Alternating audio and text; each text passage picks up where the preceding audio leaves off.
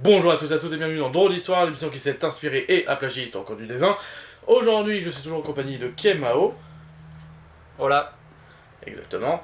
Et nous allons parler tout simplement d'une suite qui fait déjà suite, parce qu'en réalité, comme on n'a pas trop tourné ces derniers temps, on a fait 2 fois la suite de Sect. Il y avait eu Sect 2 récemment avec Charlie. Et du coup, on vient finir peut-être cette saison, parce qu'il y aura peut-être un épisode bonus, je vous explique ça en fin d'épisode, avec Kemao, pour faire Sect 3, donc la session plutôt qu'on a fait en 2018, qu'on vous raconte aujourd'hui. Et puis c'est tout. Oui. C'est vrai, comme d'habitude, dès qu'il s'agit d'une suite, maintenant nous avons 2 questions à poser. Premièrement, qu'est-ce que c'est que Sect? Et deuxièmement, est-ce qu'il faut regarder les épisodes d'avant pour comprendre aujourd'hui? Ce à quoi je réponds, oui, il faut regarder évidemment l'épisode au moins 2, parce que si vous pouvez vous passer du premier épisode, comme je vous ai déjà expliqué pour Sect 2, là pour Sect 3 c'est plus compliqué parce qu'on est vraiment dans la suite avec les mêmes personnages. Et même si on est sur le même concept, du coup, un nouveau univers, etc., on vous explique ça dans 2 secondes pour le concept de Sect. Bah voilà, c'est quand même plus sympa si vous allez pouvoir suivre l'évolution, surtout que là, il y aura une petite évolution psychologique pour certains personnages, il va y avoir une... Et on va la mettre tout de suite, c'est la fin du cycle, on va vraiment après ça passer à autre chose pour Sect, peut-être un tout nouveau concept, on sait pas exactement, parce que nous, on jouera Sect 4 dans quelques jours après avoir tourné cette émission. Donc, je vais te laisser, si tu veux, présenter l'univers à tes souhaits de Sect, si tu en as envie. Sect, c'est quoi exactement? C'est l'appel de Cthulhu, d'une certaine manière, avec un ton assez léger, parodique. Et nous ne sommes pas les investigateurs, les gentils et tout ça, on est au contraire ceux qui sont dans les sectes. On vénère les grands anciens, on est là pour nos intérêts, ou pour détruire le monde, mais nous c'est un peu plus nos intérêts. Et le petit truc, c'est qu'à chaque fin de session, enfin pour les 2 précédentes en tout cas, on avait fini par détruire l'univers et on changeait de dimension. C'est ça. C'est-à-dire que si vous n'avez pas été voir l'épisode, pour vous expliquer, allez voir comme épisode 2, vraiment. À la fin généralement de la session, on a réussi à faire toutes les étapes du grimoire. Du coup, le grand ancien, on l'invoque. Un grand ancien qui arrive sur Terre, c'est rarement bon signe, ça fait fin du monde. Et pour nous remercier, ils nous font rebooter dans un nouvel univers dans lequel on va juste le rôle les servir, etc., etc. C'est plus ou moins Sect, tout simplement. Et on va commencer par présenter les personnages, parce que comme d'habitude nous avons affaire avec des personnages. Cette fois on est 3, comparé aux autres sessions, nous avons été 3, puis 2, puis 2. Puisque Sect 1, je vous rappelle, a été en 2 parties. Je vois que tu hésites un peu. Du coup les personnages, on va commencer par l'absent. Est-ce que tu présentes ce que je le présente? Je vais le présenter, je Vas-y donc. L'absent, qui était donc joué par Antoine, et dont le nom de Sect était le Cochon. Oui. Qui était un gars, il me semble, qui avait eu un passé assez ennuyeux, et qui avait fini par rejoindre la secte simplement par ennui, hein, par misère de vie, comme beaucoup de gens dans les vraies sectes. Et son trait dont je me souviens le plus, c'est qu'il était accro au café. Il voulait toujours du café. Et il était assez...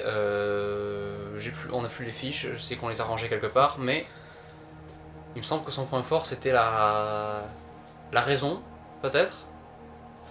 Un truc comme ça. Le système, je sais pas si on en a parlé dans les autres épisodes, j'avoue, je vais avoir en gros trouve vis-à-vis surtout de l'épisode 1 qui a été tourné il y a quelques années de ça. Le système en fait c'est le World of Darkness qui est un système gratuit que je vous conseille, je vous mets le lien en dessous là dans la description, qui est un système alternatif pour Cthulhu et Delta Green, surtout Delta Green.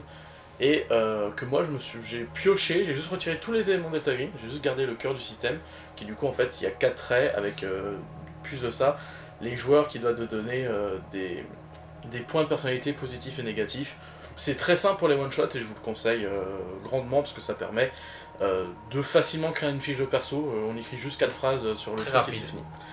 Et donc du coup effectivement, c'est pas des valeurs numérotées. En fait, on dit juste si on est bon, mauvais, médiocre ou très bon, tout simplement. Et donc, effectivement, du coup, comme ça, on se gère qui a les points forts, qui a les points faibles. Et c'est peut-être la raison, j'avoue, ne pas savoir les fiches, parce que c'est pas forcément, de toute façon, le plus... Ouais. Sect n'est pas un jeu vraiment fait pour le lancer dés, ce genre de choses. Et on lance des dés, hein, bien entendu, mais c'est pas un Donjons et Dragons, tout simplement. Voilà. Je vais passer mon personnage, comme ça après tu présentes le tien. Ouais. Le mien, c'est le même que Secte 2, voilà, on ne change pas à chaque fois. C'est encore le tapir. Le tapir, comment le résumer? C'est un personnage très intelligent. Euh, et puis c'est son principal trait, parce que en fait toute l'évolution là maintenant, aux gens qui me vient, c'est le trait du tapir après cette session, j'avoue. T'étais dès la session 2, dont vous avez déjà vu la vidéo, t'avais déjà montré des traits d'être colérique. Tout à fait, c'était le seul trait que j'avais en tête que j'allais dire, mais oui, effectivement c'est quelqu'un de colérique qui a tendance à s'énerver d'un coup. Ça me fait beaucoup trop rire d'être autour d'une table et d'un coup hurler sur un autre joueur et juste après être calme. Ça me... Je sais pas, c'est quelque chose qui me fait beaucoup trop rire, l'émotion comme ça. Mais ouais, son principal entrée en fait dans la secte et surtout son annulation avec... ce mot n'existe pas mais c'est pas grave, avec le frelon. C'est surtout en fait le fait qu'il soit intelligent et qu'il est capable du coup d'aider le frelon dans ses plans, etc. C'est une sorte en fait réellement de crapaud, mais sans le côté crapaud qui était très hors norme. Le tapir c'est un crapaud mais calme en fait. D'accord, c'est une façon de voir les choses. Ça vient de me venir. D'accord. Mais en réalité c'est plus ou moins le même concept de personnage assez intelligent qui est capable de travailler. Sauf que le crapaud était totalement niqué par cause de son côté paranoïaque naïf. D'accord, ouais. Donc voilà. Le tien. Le mien, eh bien, c'est le même que depuis la session 1, c'est le frelon, donc basiquement un albinos qui a des problèmes avec la hiérarchie parce qu'il veut toujours être tout en haut, qui reste fidèle à son groupe cependant, c'est-à-dire les joueurs, Tout à fait. et qui a certains problèmes relationnels a priori avec les gens, il a du mal... Oui. Oui, voilà. De toute façon ils ont vu les épisodes. Vous avez vu les épisodes, hein. Rien que la saison 2, vous savez. Hein. Tu es notre notre fil rouge, tu es notre liant de ces 3 sessions, ces 3 années de one shot. C'est ça. Donc tu es un peu le personnage emblématique, malheureusement. Malheureusement. Bah, ça fait partie du charme de secte aussi, le fait que ça soit un peu borderline, ce genre de choses. Ouais. Même si des fois on y réfléchit, on se dit on est allé loin. Ouais. Bref, du coup cette session-là, du coup comme dit on l'a fait en 2018, donc c'est un peu plus frais, mais c'est quand même, comme c'est qu'un one-shot, en même temps pas si frais que ça. Je vais commencer sur l'introduction, c'est vraiment quelque chose qui m'a marqué, donc je l'ai en tête. Okay. L'introduction, pourquoi elle m'a marqué? Parce qu'elle a une petite singularité. L'introduction commence à la 3e personne, c'est-à-dire avant de nous dire que nous sommes impliqués, il nous décrit un peu comme si on était en train de regarder un film, 3 personnes rentrer dans un bâtiment, monter les étages, charmer, etc. Et vraiment, en fait, du coup, on comprend que nous sommes impliqués, mais sans jamais l'être directement. Il nous dit jamais tu fais ça, ou il nous pose la question comment on agit. On est vraiment en mode cinématique pour le coup. Et j'ai plus le contexte exactement du bâtiment ou de qui on tue, mais je me souviens surtout d'un meurtre. On rentre en fait et tout simplement l'un d'entre nous va sortir un fusil, tirer, et c'est au moment où la personne meurt qu'on va plus ou moins retrouver le... Oui. On tue le maire. Ah c'est le maire, oui. Bah oui, puisque après, effectivement, très intelligent. Du coup on le tue et au moment où il meurt, c'est là où on retrouve vraiment le contrôle de notre personnage et qu'on se fait arrêter. Non, on s'est pas arrêté. Non, c'est pas arrêté. On s'est pas arrêté, on est policier. Ouais, c'est ça. Nos personnages sont sous couverture de policiers a priori. On sait pas trop vu qu'on vient d'être balancé là-dedans. C'est ça. Comme d'habitude au début des univers de secte, les premières minutes servent juste à se dire mais putain on est où? Dans quel contexte? Et là pour le coup on est policier, on retourne dans notre QG après avoir fait ça. Et dans l'arrière-salle, en parlant avec le chef, ils vont nous parler d'un artefact qui a été trouvé, je sais pas si chez le maire ou je sais plus quoi, mais il nous ressort cet artefact. On est vraiment désolé, mais ça, comme c'est un one shot, c'est vraiment très dur d'avoir les souvenirs parce que c'est pas quelque chose de récurrent, comme par exemple des Genesis ou quoi, où du coup, à force ça travaille, il y a des trucs qui reviennent, etc. Et, enfin bref, dans tous les cas, ils nous mettent seuls dans cette pièce. Pour surveiller le grimoire, sûrement. Pour surveiller, justement, cette pièce qui est un grimoire. Grimoire qui, maintenant, vous savez, dans le secte, est quelque chose d'emblématique, et là, à chaque session pour le moment. Et donc, dès qu'on le touche, notre mémoire revient. Et là, il y a un flashback vraiment qui nous revient, et je vous ai décrit surtout le frelon, qui a genre un sourire au moment où toute la mémoire revient. Et ça limite la scène de Death Note, vous savez, sans spoiler, les gens qui savent, où c'est vraiment genre, il touche, t'as la mémoire qui revient et c'est... sans le rire. Et à partir de là, je te laisse continuer si tu veux. À partir de là, on est de nouveau nous, et donc on va déjà recommencer ce qu'on est censé faire comme à chaque fois, c'est-à-dire qu'on va essayer de dominer le monde. Et pour ça, il nous faut le grimoire en notre possession. Problème, on a beau l'avoir touché, on peut pas l'amener comme ça. Je sais plus pourquoi, sûrement qu'il était sous... Bah sous garde, peut-être c'était... Sous garde, oui, un truc comme ça. C'était étrange de sortir avec un truc du genre. Ouais, mais il fallait qu'on se débarrasse du commissaire. Par chance, donc, on est policier et on nous fait assez confiance sur place, donc on va s'introduire dans le bureau du commissaire et on va piéger toute la salle avec toutes les armes possibles et imaginables pour qu'on puisse le buter une fois qu'on sera en face de lui. Notamment la tienne, c'est vraiment... Oui. Moi, ce que je cache, c'est tout simplement un fusil à pompe entier, donc c'est quand même assez gros, fusil à pompe. Hein. C'est un canoncier. C'est un canoncier, donc Bon, c'est un peu plus petit. Un peu plus petit. Mais bon, ça reste quand même... Canoncier. Et là où je le cache, c'est pas sous le bureau ou sous la chaise ou dans une bibliothèque comme on pourrait penser d'abord. C'est dans un... Quel est le terme de ce machin? Un thermostat? Dans un thermostat. C'est-à-dire qu'il est pas juste dedans, c'est vraiment un faux thermostat.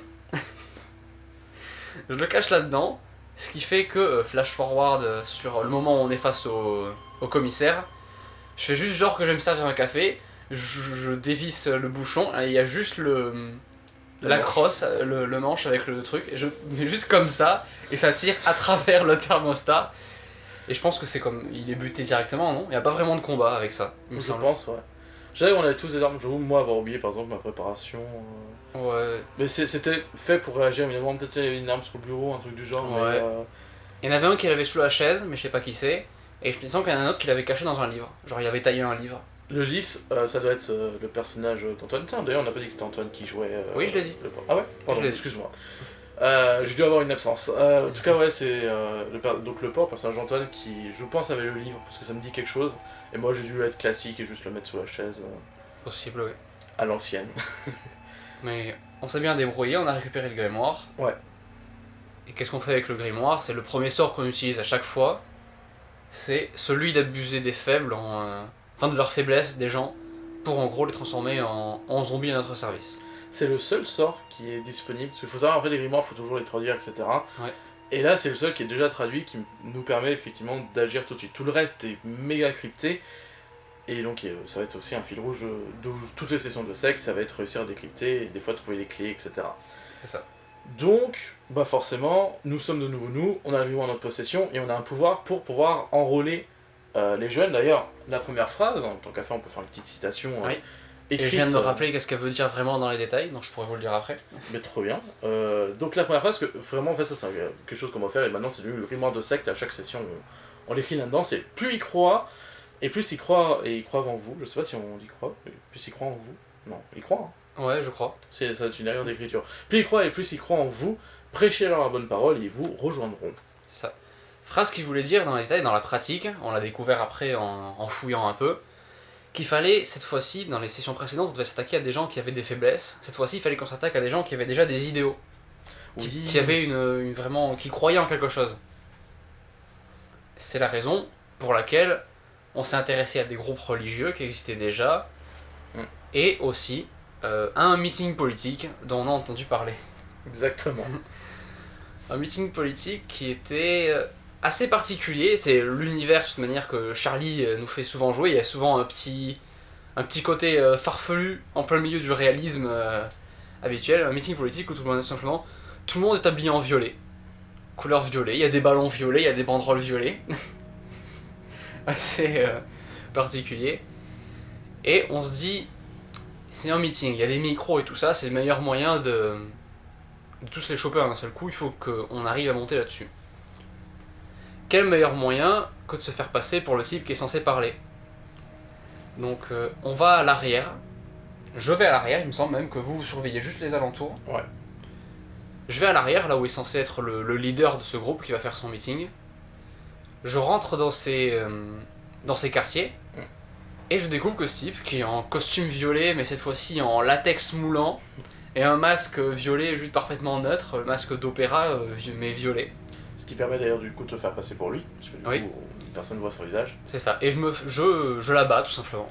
Parce qu'il est aveugle. Ouais, il est aveugle, il me reconnaît pas parce qu'il me connaît pas, mais il ne sait pas que... Il me prend pour son assistant personnel, son meilleur ami de toujours depuis l'enfance. Et juste je l'abats, ce qui fait très triste pour lui parce que dans sa tête il vient de se faire tuer par son ami d'enfance. Mais il est mort, je m'habille comme lui, je lui vole ses habits. Et je vais sur scène pour commencer un discours. Et je me souviens, je te laissais raconter ce moment-là vu que t'es impliqué. Bah c'est très bien, tu viens pour faire un discours, j'allais dire concours.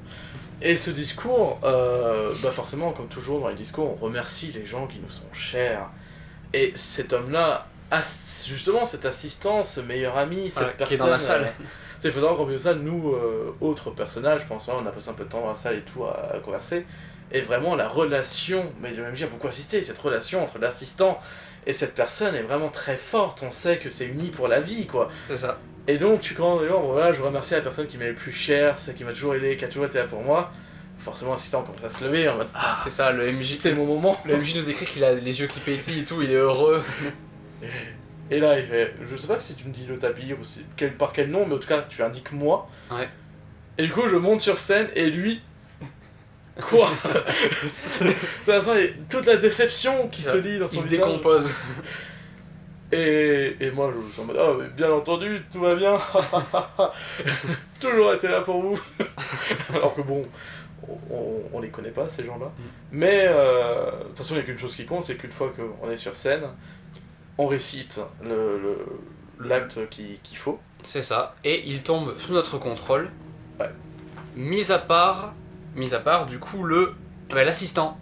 Parce que l'assistant vient de perdre sa foi politique en cette personne et tout ça, à cause de ce moment-là.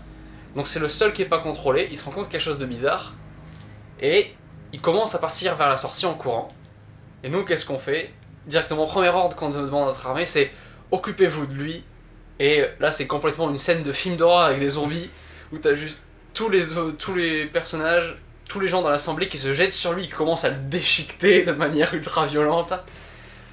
Et voilà, toujours dans le cru et l'ironie. Ces sectes, c'est très ironie et cru, tu vois, humour noir ironique. C'est très comme ça. La suite, bien évidemment, maintenant qu'on a une secte, vous le savez, c'est d'en profiter au maximum. Donc nous, on va s'installer, on va se prendre un petit QG, sûrement un manoir, un truc comme ça. J'avoue ne pas savoir, mais j'ai l'impression qu'on est toujours dans des manoirs dans secte. Ouais, sûrement. Et du coup, bah ouais, on va se prendre notre petite QG. Et on va faire beaucoup plaisir au port, puisque bah, vous savez qu'il est accro au café, hein, comme l'a présenté notre ami. Et du coup, vu maintenant qu'on a une secte qui a nos ordres, bah, pourquoi pas la transformer tout simplement en usine à café, pour qu'il a du café en continu. Je veux dire, c'est une bonne façon, je pense, d'utiliser Exactement. des adeptes. Et pendant que eux vont nous faire du coup du café en continu et le servir au port, bah, le tapir, comme à son habitude, va lui commencer à analyser le grimoire pour essayer de trouver la clé de déchiffrage, parce que c'est une des premières fois où je n'ai vraiment aucune clé, rien pour traduire, donc ça va devoir être uniquement ma logique, et moi essayer de trouver des trucs qui reviennent, des points, nani, nana, et ça va être pour moi tout le fil rouge de la session, parce que je vais vraiment passer énormément de temps à faire ça, pendant que vous gérez des petits trucs à côté.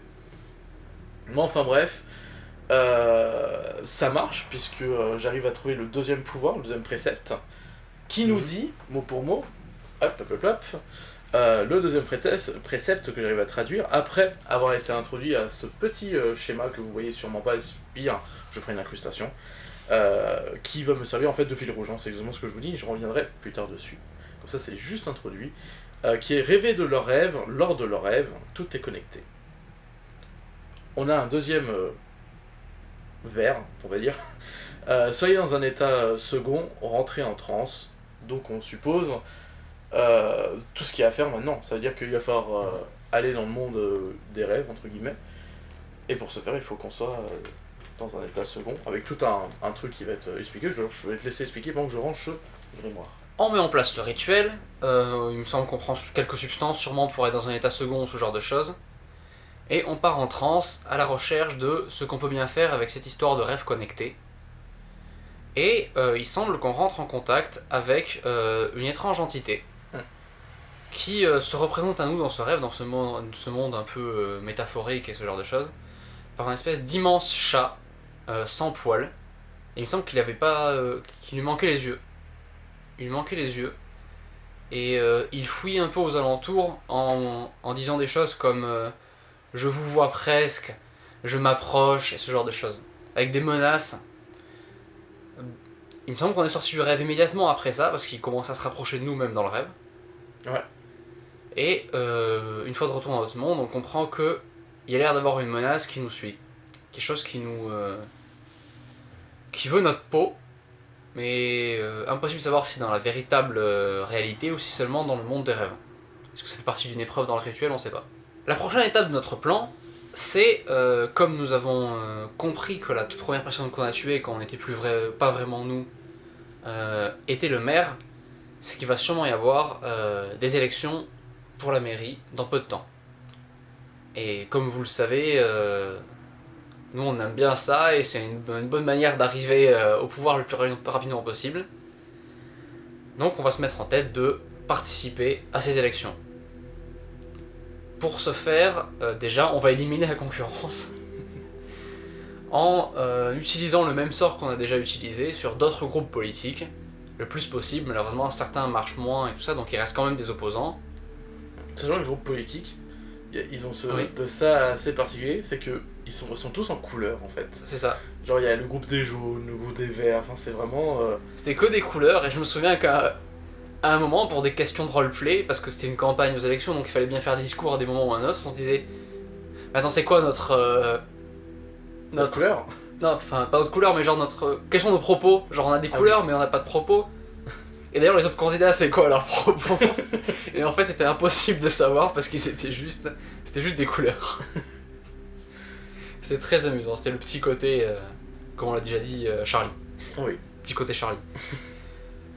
Et on tue aussi quelques concurrents. Oui. Parce que clairement... Bah c'est On est vraiment, pas assez. vous nous rejoignez, vous mourrez. Exactement. Donc il faut gagner ces élections, quoi qu'il en soit. Est-ce que c'est là qu'on apprend justement que la menace du chat est liée en même temps à ces élections? Est-ce que c'est là qu'il nous réapparaît je sais pas comment... Oui, encore plus tard, il me semble qu'on se rendort, cette fois-ci sans le rituel, mais lui arrive à nous contacter quand même. A priori, on a établi un lien, ou peut-être que lui aussi a ce genre de pouvoir. Il revient à nous, cette fois-ci beaucoup plus proche, cette fois-ci avec des yeux, donc il nous voit clairement, il sait qui en est, et il me semble qu'il nous menace, il nous dit « Abandonnez les élections, laissez-moi gagner, et en échange de ça... je libérerai Sarah. Et j'expliquerai pas qui c'est parce que comme ça, vous êtes vraiment obligé d'aller regarder l'épisode précédent. Exactement. Très très bien ça. Et si vous savez qui est Sarah, vous l'écrivez dans les commentaires. Vous l'écrivez dans les commentaires, et les autres, vous n'avez pas le droit de lire. On est les pires. Horrible. Effectivement. Du coup, nous, on va pas abandonner comme ça. C'est vrai que pour le frelon, c'est assez compliqué. Oui. Parce que sinon, ça ne colle pas. Tu avais, entre-temps, continué à étudier le grimoire et t'avais trouvé le dernier. J'avais déjà trouvé le dernier? Oui, parce qu'après, on le rencontre pas en rêve. Ah d'accord, c'est à ce moment-là que ça se passe? Ouais. Ok, donc petit flashback, c'est vrai, si on le rencontre pas en rêve, excusez-moi.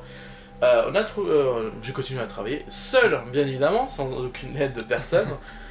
Et il faut savoir que mes recherches ont été un peu compliquées.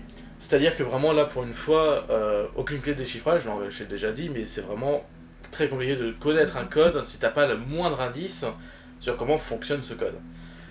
Et j'ai passé des nuits blanches, ce genre de choses, j'ai commencé à me shooter moi aussi au café, parce que de toute façon il y aura que ça pour me faire tenir. Et le tapir va plus ou moins, il va s'isoler, et plus il va en fait perdre un peu la foi envers tout en fait, c'est cette histoire de grand ancien, etc. Et va commencer à interrompre ses recherches pour aller voir les autres et dire mais les gars, pourquoi on fait ça quoi? Genre vraiment, quel est le but de continuer? Enfin, toi Frelon, ça fait 3 fois, à chaque fois tu commences moins que rien. Pourquoi tu veux continuer à te battre? C'est ça en fait, tu veux passer toute ta vie et l'infinité de vie à juste à chaque fois repartir de zéro et galérer, te prendre des emmerdes à chaque fois. Et vraiment, il y a une grosse dépression. Je sais que Anton a révélé après, mais qu'il avait pas fait parce que, voilà, c'est un one shot, ce genre de choses. on n'a pas très envie de me mettre à côté certains joueurs, mais le personnage avait très envie de juste tuer le tapir, il est lâché en fait, hein.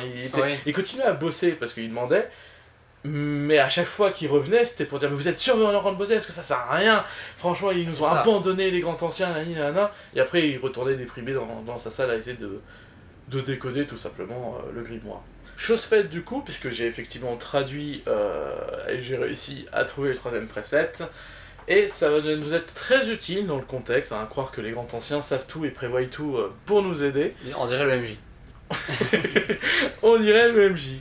Et ce précepte, c'est la réalité n'est qu'une forme flexible et pliable à votre volonté, une fois. Ça signifie qu'on pourra le faire qu'une seule fois et que du coup, ce sort doit être bien utilisé. Et du coup, on retourne au présent. On est dans le rêve face au chat. Parce que, du coup, on l'appelle le chat maintenant. Alors je pense que c'était un indice le fait que les yeux me fassent penser à des yeux de chat dans le schéma. Peut-être. On est face à lui et on se décide, ok, il nous menace, et on est en face de lui, si on utilise ce sort et qu'on modifie la réalité maintenant, on peut peut-être se débarrasser de lui maintenant. Ce qu'on fait, ce qu'on utilise, et on arrive à matérialiser dans nos mains, vu que le rêve est à lui, il est dans le contrôle total, on arrive à matérialiser dans nos mains des armes, et on commence tout simplement allègrement à le tabasser dans son propre rêve. Ça. En plus, il me semble qu'on avait pris des armes, mais assez vénères. Je crois que j'avais une batte de baseball avec des clous. J'avais fait apparaître ça. Il me semble que vous avez d'autres choses. Ouais, je t'avoue que... En tout cas, des trucs assez vénères, assez brutales, quoi. Dans le même genre que la batte de baseball avec des clous. Ouais. Et on le tabasse dans ce rêve, malheureusement, à la limite de sa mort, parce qu'on était vraiment en train de le tuer, et on savait que c'était réel, en plus. Il arrive à couper le lien et disparaître, sans oublier de rajouter avant de disparaître que le pacte, enfin sa proposition tient toujours. Donc a priori, même après qu'on l'ait tabassé, il était assez confiant de lui. On retourne à la réalité, et c'est dans quelques jours, dans quelques jours, on va voir la dernière étape de la course pour la mairie. C'est en gros le truc à l'échelle où tous les candidats se rencontrent et font un débat face à la foule.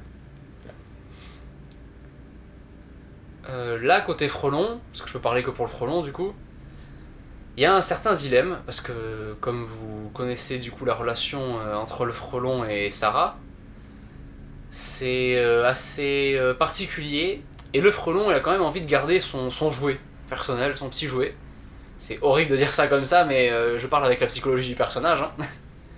Il veut garder son jouet, il est vraiment dans le dilemme de... Est-ce qu'il prend le pouvoir maintenant, ou est-ce qu'il veut garder son jouet, en sachant que s'il perd le pouvoir maintenant, il y aura toujours un moyen de le reprendre, parce que ça fait 3 fois qu'il arrive à détruire le monde. Mais ça cogite là-dedans, il est pas sûr de lui. Une des rares fois où le Frelon va pas juste droit dans l'option facile pour prendre le pouvoir et tout ça. Et pour les autres, je sais pas ce qui se passe dans leur tête. Bah, honnêtement, on est tous plus ou moins auto-suivre, c'est-à-dire que le porc, il est content de trouver quelque chose de tapir en full dépression. C'est quelque chose qui commence à être commun à mes personnages, par contre, la dépression, j'ai l'impression. Mais, ouais, non, il abandonne mais il reste fidèle au Frelon.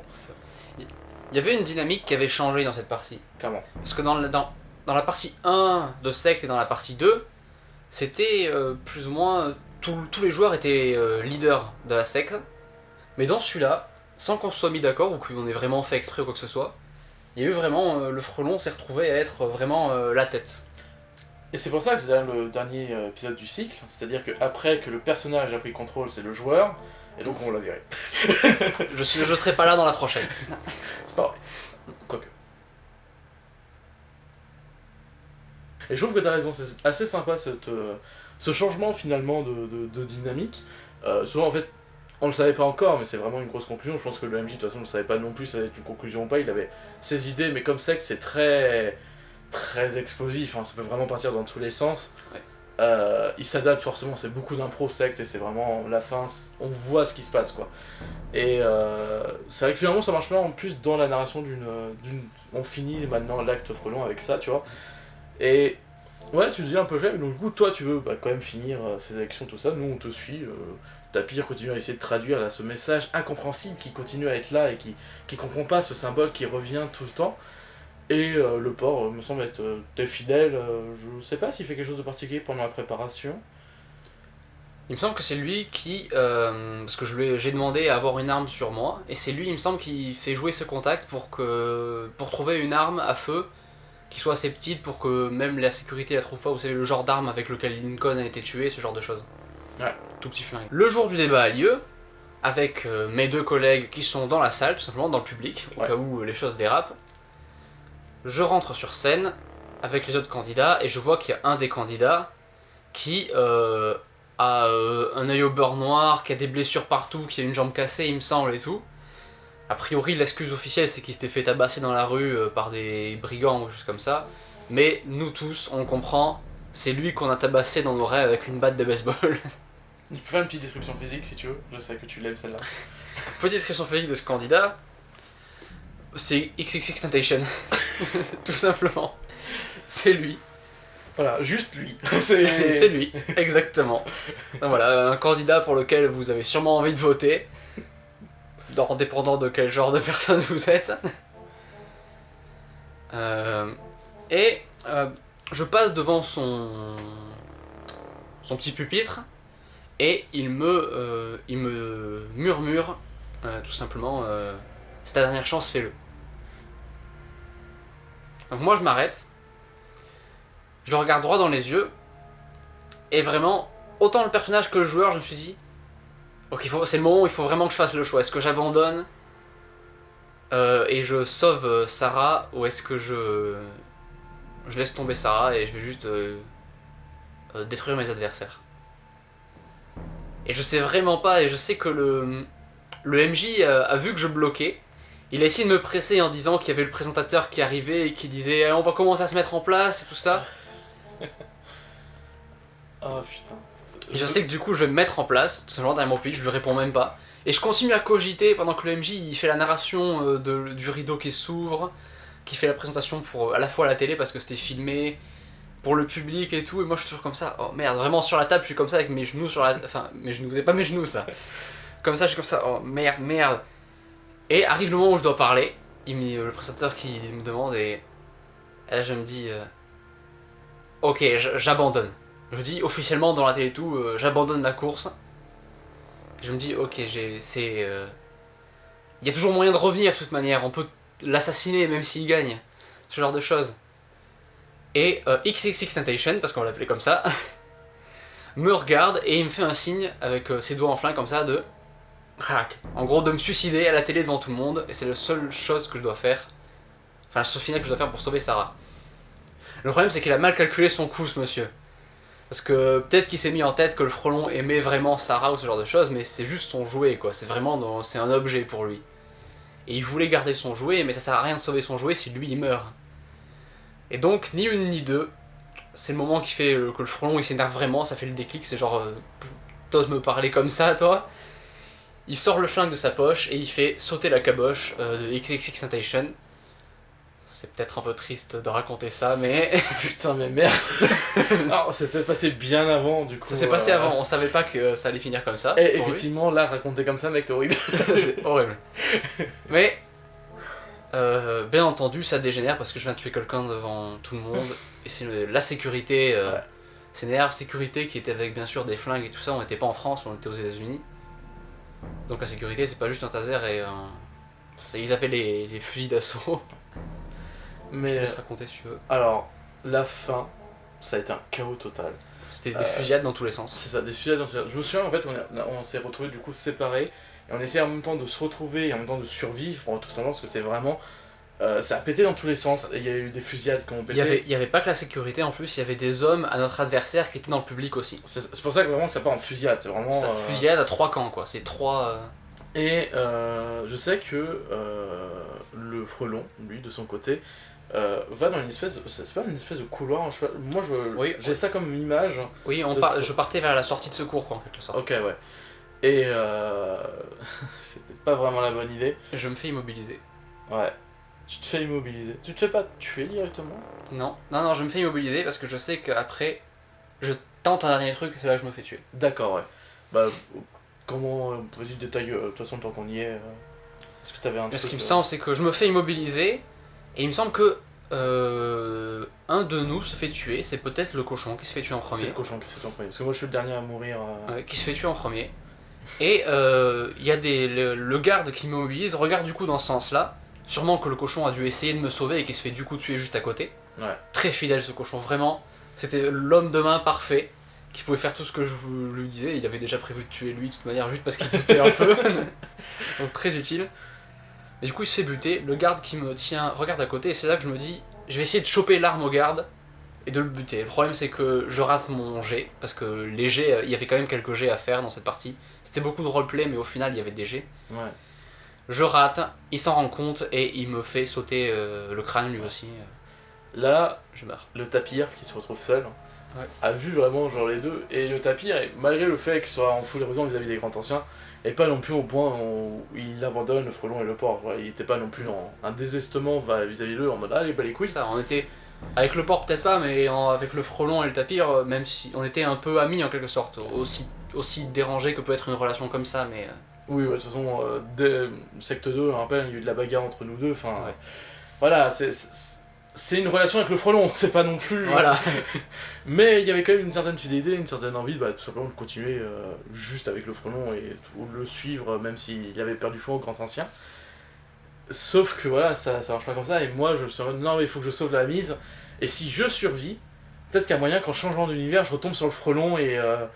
Ouais. Il y a moyen que j'y arrive, donc je commence à feuilleter les pages, etc. Et je tente mon dernier jet juste avant. Alors, je quand me faire encercler, les mecs me disent juste de me mettre au sol, les mains sur la tête.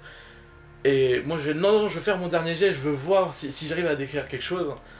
Bah, J me fait faire le jet. Et au moment où la seule information que j'ai se forme, c'est le moment où en fait je vais mourir, c'est vraiment l'information qui vient, je réalise. Et je m'effondre, sûrement fusillé par je sais pas combien de policiers ou d'ennemis. Et la seule information que j'ai, c'est ce petit logo qui revenait tout le temps, et qui se déchiffrait petit à petit, qui était cette fois-ci à l'envers, je vous montre directement dans le bon sens, simplement qui était la signature du tapir, signifiant que le grimoire que j'avais dans les mains était écrit par moi-même dans un autre univers. Et je m'effondre, réalisant que peut-être les grands anciens ne m'ont pas abandonné totalement, mais que dans cet univers, c'était fini pour moi. Je m'effondre, c'est la fin de la session, on est tous morts, on est tous les joueurs euphoriques de cette fin absolument géniale qui conclut parfaitement Secte. C'est bon, en même temps, Frelon ne pouvait pas survivre infinitivement. Ah, il fallait bien qu'il crève cette ordure quand même. Ouais, non, c'est clairement... on va le réindiquer, on l'a indiqué dans Secte 1, peut-être dans Secte 2, mais vraiment... C'est borderline, on le sait, mais on le fait entre des personnes, on se connaît, on est constant, et on connaît nos vrais avis par rapport à certaines situations, etc. Et du coup, on se permet ça, mais par exemple, vous voyez, on fera pas secte avec par exemple quelqu'un qu'on ne connaît pas, clairement. Exactement.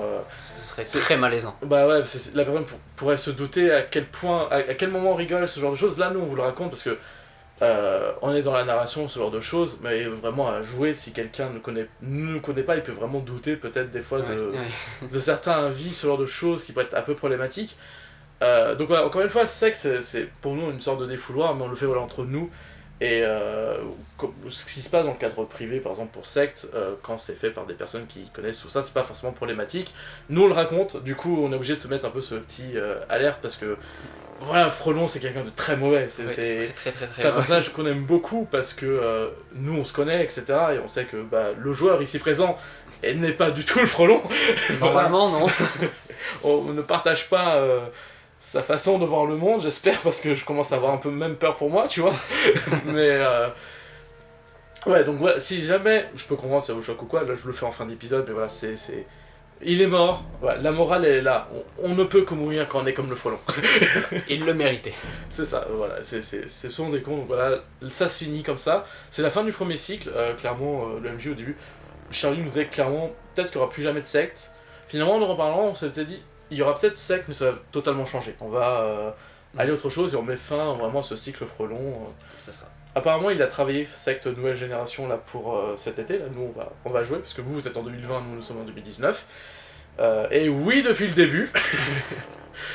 Mais du coup, Nous là on va le jouer, on vous le racontera bien entendu normalement dans la saison 3. Et on verra ce que ça donne du coup, cette nouvelle génération, sur quelle tu vois, piste il va aller. Ouais. J'avoue, j'ai aucune attente. Enfin, pas dans le mode j'ai pas envie d'y jouer, mais en mode je ne sais pas du tout. Ouais, moi j'ai aucune idée de ce qu'on va faire. Exactement. Donc du coup, on est dans la surprise et on vous en parlera dans le prochain un d'entre eux, épisode drôle d'histoire. D'ici là, regardez les autres épisodes tout simplement. Si vous regardez d'autres vidéos de ma chaîne, je fais des trucs normalement. Portez-vous bien, mettez like, commentaires, tout ça, partage, c'est très important, ça fait vivre une chaîne, ça me rendra heureux. Hein, tu seras heureux. Je suis très très heureux. Voilà. Et à la prochaine, tout simplement. Ciao.